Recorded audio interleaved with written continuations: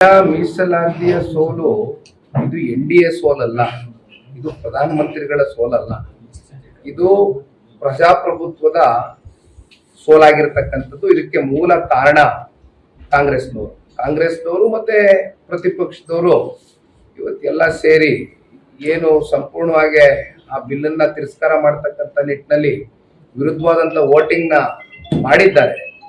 ಒಂದೆರಡು ಮೂರು ಅಂಶ ನಾನು ನಿಮ್ಮ ಮುಂದೆ ಇಡ್ಲಿಕ್ಕೆ ಬಯಸ್ತೇನೆ.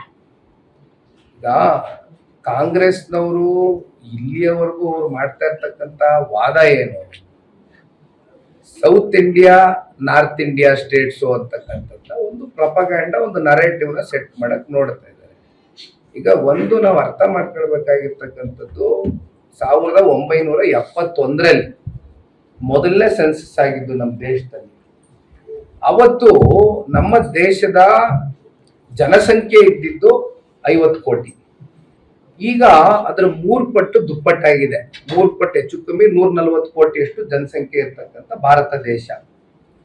ಇಲ್ಲಿ ಕಾಂಗ್ರೆಸ್ನವರು ಹೇಳಿದಂತ ಅಂಶಕ್ಕೆ ಗೃಹ ಸಚಿವರು ಕೂಡ ಉತ್ತರ ಕೊಟ್ಟರು. ಅದು ಇನ್ಕ್ಲೂಡಿಂಗ್ ಹೌಸ್ ನಲ್ಲೂ ಕೂಡ ಒಂದು ಡಿಬೇಟ್ ಆಯ್ತು, ಗಂಟೆ ಇದ್ರ ಬಗ್ಗೆ ಚರ್ಚೆನೂ ಆಯ್ತು. ಈ ಟಾಪಿಕ್ ವೆರಿ ಕ್ಲಿಯರ್ ಆಗಿ ಅವ್ರು ಹೇಳ್ತಾ ಇರ್ತಕ್ಕಂಥದ್ದೇನು, ಆತಂಕ ಸೃಷ್ಟಿ ಮಾಡ್ತಕ್ಕಂಥದ್ದು ಬೇಡ ಅಥವಾ ಆತಂಕಕ್ಕೆ ಒಳಗಾಗ್ತಕ್ಕಂಥದ್ದು ಬೇಡ. ದಕ್ಷಿಣ ಭಾರತದಲ್ಲಿ ಇರ್ತಕ್ಕಂಥ 5 ರಾಜ್ಯಗಳೇನಿದೆ, ಅದು ಕರ್ನಾಟಕ, ಕೇರಳ, ತಮಿಳುನಾಡು, ಆಂಧ್ರ, ತೆಲಂಗಾಣ, ಈ 5 ರಾಜ್ಯಗಳಿಗೆ 50% ರೂಲ್ ಅನ್ನ ಅಪ್ಲೈ ಮಾಡ್ತೀವಿ. ಅಂದ್ರೆ ಉದಾಹರಣೆಗೆ 543 ಲೋಕಸಭಾ ಸೀಟ್ಗಳೇನಿದೆ, ಅದರಲ್ಲಿ ಇವತ್ತಿನ ಪರಿಸ್ಥಿತಿಯಲ್ಲಿ ನಮ್ಗೆ 129 ಲೋಕಸಭಾ ಸೀಟ್ಗಳು ನಮ್ಮ ದಕ್ಷಿಣ ಭಾರತದಿಂದ ನಾವು ಪ್ರತಿನಿಧಿಸ್ತಾ ಇದ್ದೀವಿ, ಅವಕಾಶ ಇದೆ ಚುನಾವಣೆ ನಿಂತ್ಕೊಳ್ತಕ್ಕಂಥದ್ದು. ದಟ್ ಈಸ್ 23.76% ಬಗ್ಗೆ ಹೇಳೋದಾದ್ರೆ, ಈಗ ಅವರು ಹೇಳ್ತಾ ಇರೋದೇನು, ನಮ್ಮ ಕೇಂದ್ರದ NDA ನಾಯಕರುಗಳು ಪ್ರಧಾನಮಂತ್ರಿಗಳ ಹಾದಿಯಾಗಿ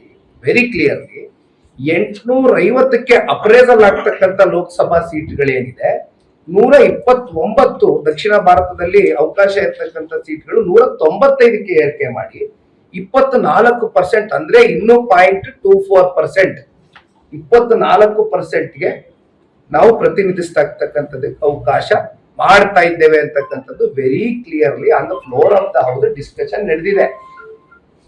ಡಿಲಿಮಿಟೇಷನ್ನೇ ಮುಂದಿಟ್ಕೊಂಡು 33% ವುಮನ್ ರಿಸರ್ವೇಶನ್ ಬಿಲ್ ಅನ್ನ ಇವತ್ತು ವಿರೋಧ ಮಾಡ್ತಾ ಇರ್ತಕ್ಕಂಥದ್ದು ಕಾಂಗ್ರೆಸ್ನ ಮನಸ್ಥಿತಿ ಏನಿದೆ. ಹೆಣ್ಣು ಮಕ್ಕಳನ್ನ ಕೇವಲ ವೋಟ್ ಬ್ಯಾಂಕ್ ಆಗಿಯೇ ಇಟ್ಕೊಳ್ಬೇಕಾ, ಅಥವಾ ಹೆಣ್ಣು ಮಕ್ಕಳ ಮೂಲಕ ಭಾರತ ದೇಶ ಮತ್ತೆ ನಮ್ಮ ರಾಜ್ಯವನ್ನ ಪ್ರತಿನಿಧಿಸ್ತಕ್ಕಂಥದ್ದಕ್ಕೆ ಸಾಂವಿಧಾನಿಕವಾದಂತ ಒಂದು ಬದಲಾವಣೆಯನ್ನ ತಗೊಂಡು ಬರ್ಬೇಕಾ ಅಂತಕ್ಕಂಥದ್ದು ಕಾಂಗ್ರೆಸ್ನವರು ಆಲೋಚನೆ ಮಾಡಬೇಕಾಗಿತ್ತು. ಈ ಹಿಂದೆ ಯಾವ ರೀತಿ ದುರ್ಬಲಗೊಳಿಸ್ತದೆ ರಾಜ್ಯ ಯಾವ ರೀತಿ ರೀ, ಇವಾಗ ದೇವೇಗೌಡರು ಸಾಹೇಬರು 96ರಲ್ಲಿ ಪ್ರಧಾನಮಂತ್ರಿ ಆಗಿದ್ರು. ಆಗ ಸ್ಥಳೀಯ ಚುನಾವಣೆಗಳಲ್ಲಿ 33% ವುಮನ್ ರಿಸರ್ವೇಶನ್ ಜಾರಿ ಮಾಡಿಕೊಂಡ್ರು. ಅಲ್ಲಿಯೂ ಕೂಡ ಅವತ್ತು ಅದನ್ನ ವಿರೋಧಿಸಿದಂಥದ್ದು ಇದೇ ಕಾಂಗ್ರೆಸ್ನವರೇ. ದೇವೇಗೌಡರು ಸಾಹೇಬ್ರಿಗೆ ಅವತ್ತು ನಮ್ಗೆ ಆನ್ ದ ಫ್ಲೋರ್ ನಮ್ಗೆ ಶಕ್ತಿ ಇರಲಿಲ್ಲ, ನಂಬರ್ಸ್ ಇರಲಿಲ್ಲ.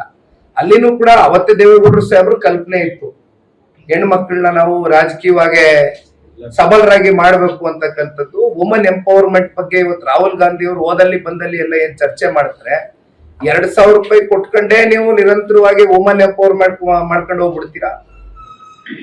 ಹೆಣ್ಮಕ್ಳು ಮೂಲಕನೂ ಆಡಳಿತ ಮಾಡಿಸ್ತಕ್ಕಂಥ ಒಂದು ವ್ಯವಸ್ಥೆಯನ್ನ ಸ್ಥಾಪನೆ ಮಾಡ್ತಕ್ಕಂಥದ್ದು ತಪ್ಪೇನಿದೆ? They should also be part of the system. ಆ ಮನಸ್ಥಿತಿಯನ್ನ ಇಟ್ಕೊಳ್ಬೇಕಾ? ಅಥವಾ ಇನ್ನೂ ಒಂದ್ ಹೇಳಿದ್ರೆ, ಹೌದಪ್ಪ ನೀವು ಡ್ರಾಫ್ಟ್ ಬಿಲ್ ಅಲ್ಲಿ ಇದನ್ನ ಮೆನ್ಷನ್ ಮಾಡಿಲ್ಲ ಅಂತಕ್ಕಂಥ ಅಂಶವನ್ನು ಕೂಡ ಚರ್ಚೆ ಮಾಡಿದಂಥದ್ದು, ಅದು ಕೂಡ ನಾನು ನಿಮ್ಗೆ ಹೇಳ್ತೇನೆ. ಅದಕ್ಕೆ ಗೃಹ ಸಚಿವರು ಏನ್ ಹೇಳಿದ್ರು on the floor of the house, 1 ಗಂಟೆ ಟೈಮ್ ಕೊಡಿ, 1 ಗಂಟೆ ಟೈಮ್ ಕೊಡಿ, ನಾನು ಈ ಡ್ರಾಫ್ಟ್ ಬಿಲ್ ಅಲ್ಲಿ ಇದನ್ನು ಕೂಡ ಮೆನ್ಷನ್ ಮಾಡ್ಕೊಂಡ್ ಬರ್ತೀನಿ, ನೀವೇನ್ ಹೇಳ್ತಾ ಇದೀರಿ, ಏನ್ ಕೇಳ್ತಾ ಇದೀರಿ, ಏನ್ ಇರ್ಬೇಕು ಅಂತಕ್ಕಂಥದ್ದು ಈ ಡ್ರಾಫ್ಟ್ ಬಿಲ್ ಅಲ್ಲಿ ಇದನ್ನು ಕೂಡ ಮೆನ್ಷನ್ ಮಾಡ್ತೀನಿ, ಸಹಿ ಹಾಕಿ ಅಂತ ಹೇಳಿದ್ರು. ಅದಕ್ಕೂ ಕೂಡ ಈ ವಾಸ್ ಓಪನ್, ಮಾನ್ಯ ಹೋಮ್ ಮಿನಿಸ್ಟರ್.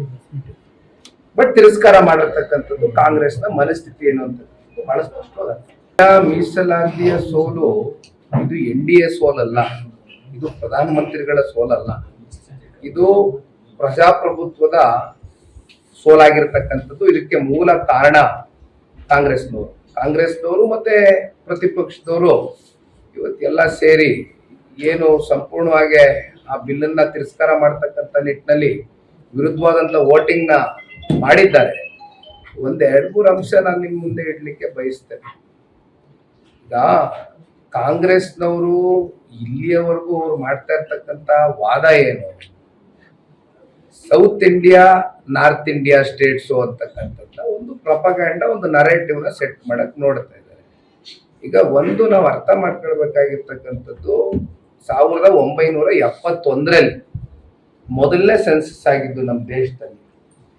ಅವತ್ತು ನಮ್ಮ ದೇಶದ ಜನಸಂಖ್ಯೆ ಇದ್ದಿದ್ದು 50 ಕೋಟಿ. ಈಗ ಅದರ 3 ಪಟ್ಟು ದುಪ್ಪಟ್ಟಾಗಿದೆ. 3 ಪಟ್ಟು ಹೆಚ್ಚು ಕಮ್ಮಿ 140 ಕೋಟಿಯಷ್ಟು ಜನಸಂಖ್ಯೆ ಇರ್ತಕ್ಕಂಥ ಭಾರತ ದೇಶ. ಇಲ್ಲಿ ಕಾಂಗ್ರೆಸ್ನವರು ಹೇಳದಂತ ಅಂಶಕ್ಕೆ ಗೃಹ ಸಚಿವರು ಕೂಡ ಉತ್ತರ ಕೊಟ್ಟರು. ಅದು ಇನ್ಕ್ಲೂಡಿಂಗ್ ಹೌಸ್ ನಲ್ಲೂ ಕೂಡ ಒಂದು ಡಿಬೇಟ್ ಆಯ್ತು, ಗಂಟೆ ಇದ್ರ ಬಗ್ಗೆ ಚರ್ಚೆನೂ ಆಯ್ತು. ಈ ಟಾಪಿಕ್ ವೆರಿ ಕ್ಲಿಯರ್ ಆಗಿ ಅವ್ರು ಹೇಳ್ತಾ ಇರ್ತಕ್ಕಂಥದ್ದೇನು, ಆತಂಕ ಸೃಷ್ಟಿ ಮಾಡ್ತಕ್ಕಂಥದ್ದು ಬೇಡ ಅಥವಾ ಆತಂಕಕ್ಕೆ ಒಳಗಾಗ್ತಕ್ಕಂಥದ್ದು ಬೇಡ. ದಕ್ಷಿಣ ಭಾರತದಲ್ಲಿ ಇರ್ತಕ್ಕಂಥ 5 ರಾಜ್ಯಗಳೇನಿದೆ, ಅದು ಕರ್ನಾಟಕ, ಕೇರಳ, ತಮಿಳುನಾಡು, ಆಂಧ್ರ, ತೆಲಂಗಾಣ, ಈ 5 ರಾಜ್ಯಗಳಿಗೆ 50% ರೂಲ್ ಅನ್ನ ಅಪ್ಲೈ ಮಾಡ್ತೀವಿ. ಅಂದ್ರೆ ಉದಾಹರಣೆಗೆ 543 ಲೋಕಸಭಾ ಸೀಟ್ಗಳೇನಿದೆ, ಅದರಲ್ಲಿ ಇವತ್ತಿನ ಪರಿಸ್ಥಿತಿಯಲ್ಲಿ ನಮಗೆ 129 ಲೋಕಸಭಾ ಸೀಟ್ಗಳು ನಮ್ಮ ದಕ್ಷಿಣ ಭಾರತದಿಂದ ನಾವು ಪ್ರತಿನಿಧಿಸ್ತಾ ಇದ್ದೀವಿ. ಅವಕಾಶ ಇದೆ ಚುನಾವಣೆ ನಿಂತ್ಕೊಳ್ತಕ್ಕಂಥದ್ದು. ದಟ್ ಈಸ್ 23.76% ಬಗ್ಗೆ ಹೇಳೋದಾದ್ರೆ, ಈಗ ಅವ್ರು ಹೇಳ್ತಾ ಇರೋದೇನು, ನಮ್ಮ ಕೇಂದ್ರದ NDA ನಾಯಕರುಗಳು ಪ್ರಧಾನಮಂತ್ರಿಗಳ ಹಾದಿಯಾಗಿ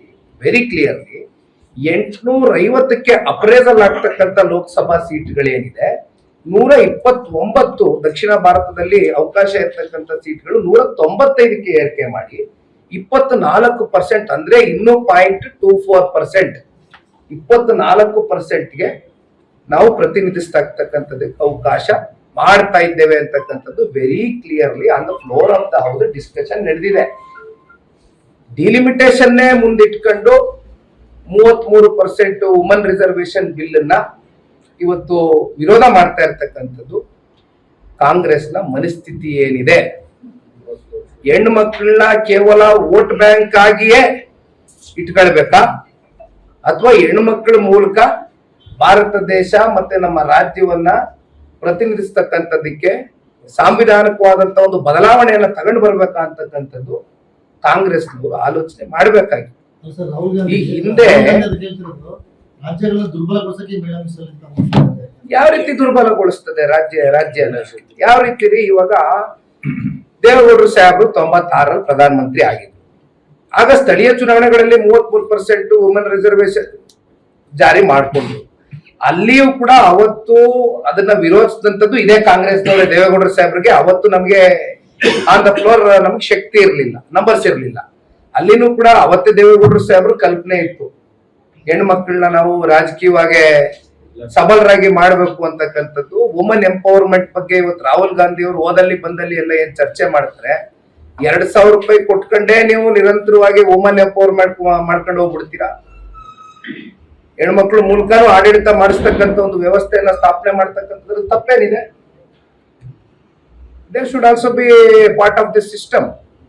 ಆ ಮನಸ್ಥಿತಿಯನ್ನ ಇಟ್ಕೊಳ್ಬೇಕಾ? ಅಥವಾ ಇನ್ನೂ ಒಂದ್ ಹೇಳಿದ್ರೆ, ಹೌದಪ್ಪ ನೀವು ಡ್ರಾಫ್ಟ್ ಬಿಲ್ ಅಲ್ಲಿ ಇದನ್ನ ಮೆನ್ಷನ್ ಮಾಡಿಲ್ಲ ಅಂತಕ್ಕಂಥ ಅಂಶವನ್ನು ಕೂಡ ಚರ್ಚೆ ಮಾಡಿದಂಥದ್ದು, ಅದು ಕೂಡ ನಾನು ನಿಮ್ಗೆ ಹೇಳ್ತೇನೆ.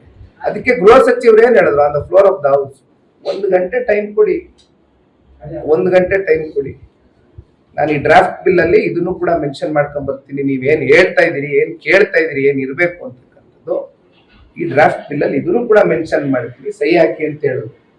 ಅದಕ್ಕೂ ಕೂಡ ಈ ವಾಸ್ ಓಪನ್, ಮಾನ್ಯ ಹೋಮ್ ಮಿನಿಸ್ಟರ್. ಬಟ್ ತಿರಸ್ಕಾರ ಮಾಡಿರ್ತಕ್ಕಂಥದ್ದು ಕಾಂಗ್ರೆಸ್ನ ಮನಸ್ಥಿತಿ ಏನು ಅಂತ ಬಹಳ ಸ್ಪಷ್ಟವಾದ.